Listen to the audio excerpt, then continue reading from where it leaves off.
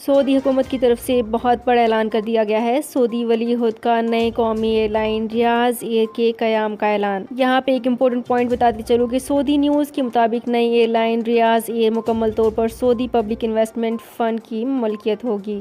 نئی air line سعودی دارالحکومت ریاض کو دنیا کے لیے گزرگاہ اور عالمی تجارت، سیاحت اور ٹرانسپورٹیشن کا منزل بنانے کی کوشش کری گئی، جبکہ سعودی دارالحکومت سے چلائی جانے والی نئی ایئر لائن سعودی عرب کے تیل کے سوا مجموعی قومی پیداوار میں $20 ارب اضافہ کرے گی اور 2 لاکھ سے زائد بلاواسطہ اور بالواسطہ ملازمتیں بھی پیدا کرے گی، جو کہ بہت ہی اچھی بات ہوگی۔ جبکہ موجودہ ریاض ایئرپورٹ کی سالانہ گنجائش 3.5 کروڑ مسافروں کی ہے۔ تو فرینڈز، یہ تھی میری آج کی ویڈیو۔ ہماری اس ویڈیو کو فیس بک پیج پر زیادہ سے زیادہ شیئر کیجیے، شکریہ۔ سعودی عرب میں مقیم غیر ملکیوں کے لیے بہت بڑی خوشخبری آ گئی ہے۔ اب کوئی بھی شخص جو اپنے ملک جانا چاہتا ہے اور اس کا اقامہ ایکسپائر ہو یا اقامہ ویلڈ ہو، شرکہ بند ہو، مسسہ بند ہو یا کفیل چھٹی نہ لگا رہا ہو یا کوئی بھی مسئلہ ہو، تو آپ ہمارے ساتھ رابطہ کریں۔ ہم انشاءاللہ آپ کو 3 دن کے اندر اندر ایمبیسی کے ذریعے آپ کا خروج لگا کر آپ کو آپ کے ملک واپس بھیج دیں گے۔ کوئی بھی انڈین، پاکستانی، نیپالین، بنگلہ دیشی، سری لنکن یا کسی بھی ملک کا ہو، وہ آسانی سے بغیر کسی پریشانی کے اپنے ملک واپس جا سکتا ہے۔ جی ہاں،